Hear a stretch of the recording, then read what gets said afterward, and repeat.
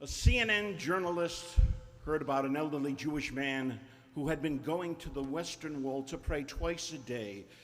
She went to the holy site to check it out for herself. She watched him pray, and after about 45 minutes, when he turned to leave, she approached him for an interview. "Pardon me, sir, I'm Rebecca Smith from CNN. What's your name?" "Morris Feinberg," he replied. "Mr. Feinberg, how long have you been coming to the Western Wall and praying 2 times every day?"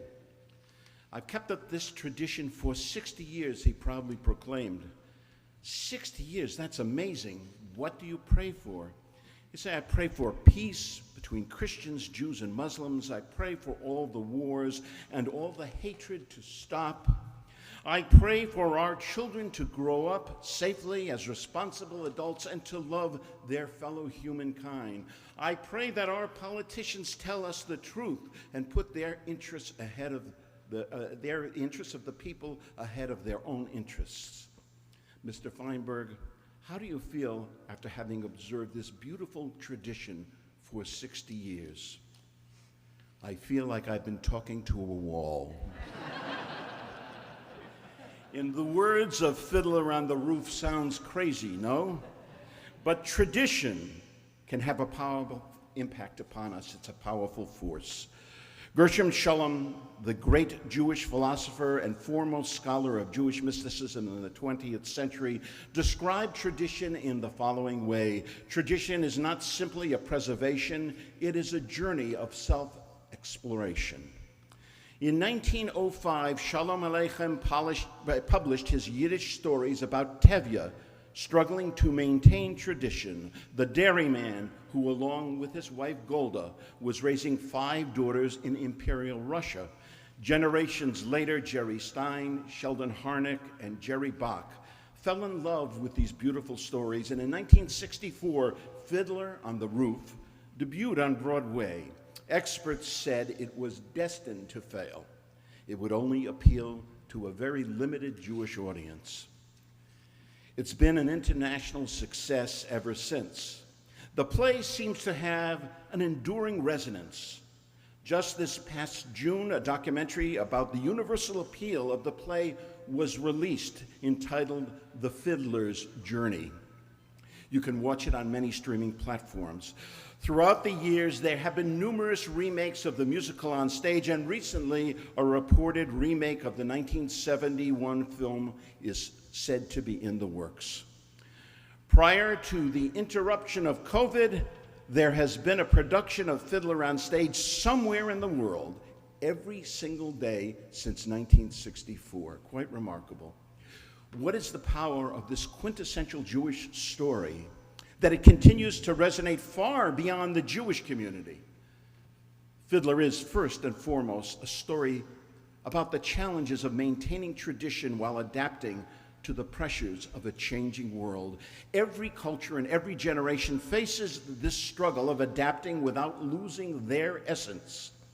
Fiddler is also a story that expresses enduring hopes and dreams and essential values, even as it reflects gender role challenges of a bygone era. It speaks to our identity as wandering Jews, but also speaks to a world where the plight of refugees is an enduring problem.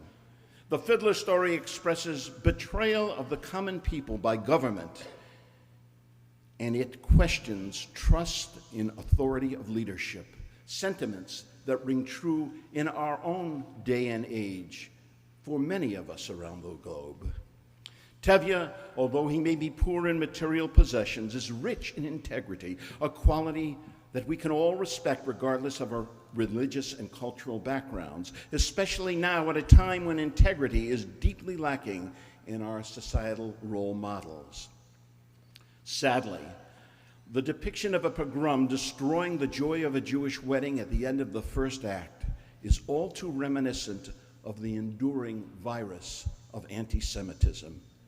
No doubt earlier Jewish audiences saw this scene through the memory of the Holocaust and reflect on their own ancestors, some of whom escaped from villages very much like Anatevka. Many who missed the opportunity to leave were among the 6 million lost. Today, we may view the disturbing scene through the lens of rising nationalism, white supremacy, and bigotry towards Jews and Israel. Hatred is alive and well, coming from both the left and the right. How terribly tragic it is that in America in 2022, ongoing attacks on the Jewish community are not at all surprising to us. In the words of one of the play's many enduring lyrics, may all your futures be pleasant ones, not like our present ones. As we approach a new year, we hope that these words will not hold true in the year to come. This is a wish for all communities who experience bigotry, of xenophobia, in what is sadly becoming a more and more polarized world. From a Jewish perspective, a rabbinic colleague remarked that in classes he taught again and again, he found himself referring to words of Tevye and lines of the musical. It seems like everything you might want to know about Judaism could be gleaned from Fiddler on the Roof, the rabbi said. Let's look at some of these themes we might consider appropriate for consideration as we greet this new Jewish year. It's a poignant moment when candles are lit in every home in the village of Anatevka, and we zoom in on Tevye and Golda blessing their children on the Sabbath and singing the Sabbath prayer. The humble wishes that our children be protected from shame, that they will grow to be deserving of praise, that they will be blessed to have good names and suffer as little pain as possible. These are universal hopes that parents of all cultures share. We understand that they will make their own choices, yet we hope that they will find much that is meaningful in our tradition. The song Sunrise and Sunset is still commonly played at weddings of both Jews and non-Jews. All parents wonder what words of wisdom can they pass on to their children, and stand in amazement as to how quickly children grow into adults. I have 4 grandchildren, and 3 of them are not babies. When did that happen? I don't remember growing older. The song ends with the powerful and frankly truthful description of the reality of life, laden with happiness and tears. Tevye has 5 daughters and no sons. She's living through a time when women's roles are evolving. It's fascinating that historically men who only have daughters were more open to women's participation in Jewish life. Rashi, the 11th century Torah commentator, is said to have taught his daughters to put on tefillin. Mordechai Kaplan in the early 20th century conducted the very first publicly celebrated bat mitzvah for his daughter. In Fiddler, Tevye is so pleased with the match arranged for his oldest daughter, only to be overruled when she insists on marrying her true love, the poor, simple tailor. Tevye draws the line, though, when his daughter Chava decides to marry a non-Jew. Today, we embrace intermarriage and welcome the non-Jew into our family, community, and tradition. In the late 1900s, that was not the case. Tevye struggles with his ability to accept. How much can I bend, he asks, before I break? His estrangement from his daughter is one of the most heart-wrenching aspects of the play. And yet, in the closing scene, in his own way, he reluctantly blesses the marriage. The expectation of marital relationships is also evolving. When Tevye asks his wife, Goldie, "Do you love me?" she's mystified. Jewish marriage was commonly arranged in those days, so the question of love was often an afterthought. She explains for 25 years she has carried on the responsibilities of family and home. Tevye persists and shares how frightened he was when they first met, the first time, mind you, on their wedding day. His parents assured him that they would grow to love each other, and now he's seeking affirmation of that. In the end, they both reluctantly confess that, surprisingly, they suppose that they actually do love one another. As the author suggests, it's not romance. Rather, it is compatibility and shared values that sustain marriage both then and now. In our high holiday prayer, Rosh Hashanah, we speak poetically about being inscribed in the book of life for a year of blessing and abundance. We then ask, who shall be rich and who shall be poor in the year to come?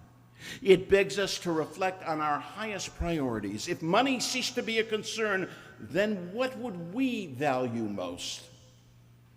And what would we do with the freedoms that wealth could offer? What would we do with ourselves? Reflecting upon the highest of Jewish values, Tevye imagines having time to sit in the synagogue by the Eastern Wall to pray, to study. And then perhaps people would seek his advice. This is a beautiful reflection on what matters most in Jewish tradition: prayer, learning, and a deep respect for wisdom. It's a harsh life in their village of Anatevka. Threats from the outside world, both in terms of anti-Semitism as well as challenging our cultural norms. Life is evolving rapidly, leaving Tevye bewildered, misquoting the Bible. He is reconciled in the fact that good news won't stay and bad news will refuse to leave. It's not in the Bible, by the way. So he preaches acceptance and focus on as much joy as possible. God would like us to be joyful, he intones, even if there's nothing to be joyful for. But if good fortune comes, here's to whatever comes, l'chaim, to life. Challenging advice to rejoice in whatever comes our way. Our Torah and our tradition repeatedly reiterates that blessing and curse are before us. We are commanded to choose life. The Jewish villagers of Anatevka are forced to flee. Consider this scene in the light of millions of refugees fleeing their homes in Ukraine since last February. On Monday, April 25th at 10:20 p.m., our local Jewish Federation-sponsored plane left Warsaw and landed safely in Israel at 2:55 in the morning. The plane carried 150 Ukrainians, including children, families, and individuals, to a new life in Israel. The following Monday, a second Federation-sponsored plane departed, and on Thursday, May 19th, a third plane sponsored by Rabbi Jeremy Wiederhorn at the Conservative Synagogue of Westport left with Ukrainian immigrants. I think this was an amazing effort, and our local Jewish community should take great pride in this significant achievement. Is the village of Anatevka fictional? In the 1964 musical and the 71 film, Anatevka was thought to be a fictional name for a village west of Kyiv. But here is a curious fact. When the renowned rabbi of Chernobyl, Mordechai Twersky, felt he was dying in 1837, he set out for a long walk from Kyiv. 30 kilometers to the west, he came upon a rolling green field of wildflowers on the banks of the Irpin River outside the village of Anatevka. It was there that he decided he would be laid to rest. Local residents from villages around the area used that burial site as a community cemetery. 2 decades later, in 1859, the Yiddish author Shalom Aleichem was born nearby within the same cluster of Jewish settlements. Living there, his experiences became the inspiration for his stories about Tevye the milkman, now more commonly known as Fiddler on the Roof. Many scholars believe that Anatevka is Shalom Aleichen's Anatevka. Ironically, at this very same location where Rabbi Twersky was buried, near the birthplace of Shalom Aleichem, just 7 years ago, in the year 2015, a settlement village named Anatevka was constructed. Its purpose, to welcome displaced Jewish refugees from war-torn eastern Ukraine. Rabbi Moshe Osman, who leads the newly constructed village, has been actively involved in Ukrainian war relief efforts in recent months. We all have our metaphoric Anatevka. Temple Shalom is our community. It's our Anatevka. We have surmounted many challenges as a congregation these last 2.5 years. And yet we are here, returned to this place, this sanctuary, in the words of the song, Where else can Sabbath be so sweet?